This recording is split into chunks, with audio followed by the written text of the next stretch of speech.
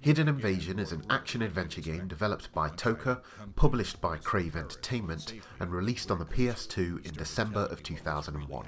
The game was originally planned to be brought to the Xbox and GameCube, but was cancelled because, well, just look at it. Look at it.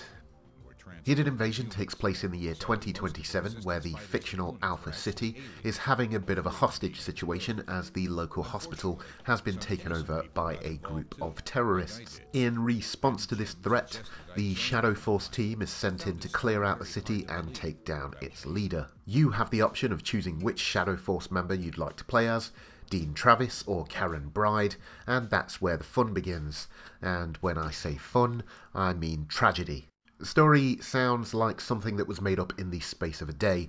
The game quickly unveils some sort of weird plot of aliens secretly invading Earth and infiltrating the government, which does sound interesting, but trust me, it's not. It's really not. Gameplay-wise, Hidden Invasion is essentially a Streets of Rage style beat-em-up. There are multiple missions where you progress through a variety of urban environments as you punch, kick and shoot your way through hordes of enemies until they're all dead and you're allowed to move on to the next boring area. Other similarities that this game shares with the old school beat-em-ups is the 3 lives and time limit you have to complete each mission.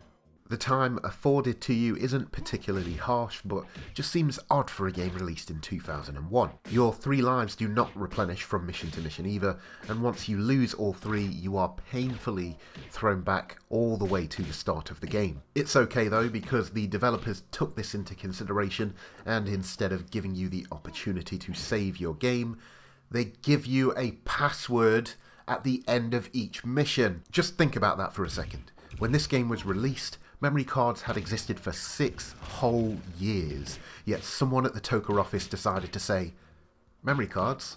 What do we need a memory card for? Players can just pull out a pen and a pad and note down this 13-digit password." Now, even though they made some strange and dated choices when it comes to the game's structure, I'd hope that the gameplay would be its saving grace, but, well, look at it. Look at it.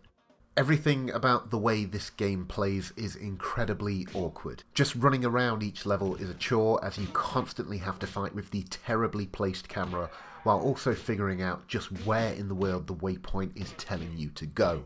Combat is just as bad, as it is impossible to get through any fight without taking hits to your armor or health. Each time you enter a new room, it will magically populate with 3 to 6 new enemies that you will have to dispose of with the same punch and kick over and over and over again. It doesn't offer any mechanics on how to deal with multiple enemies at once, and you simply just have to start swinging and hope they go down before you do. You can also pick up enemy weapons such as assault rifles, shotguns and throwable objects, but the ammo is very scarce, so you'll be throwing it away only a few seconds later. The gameplay is both repetitive and boring, which is quite a dangerous combination when talking about a video game. The game continuously offers up the exact same fight time and time again, with no real difference between one enemy and the next, and the fights that the game offers hold no joy whatsoever, as the controls lack even the slightest bit of precision.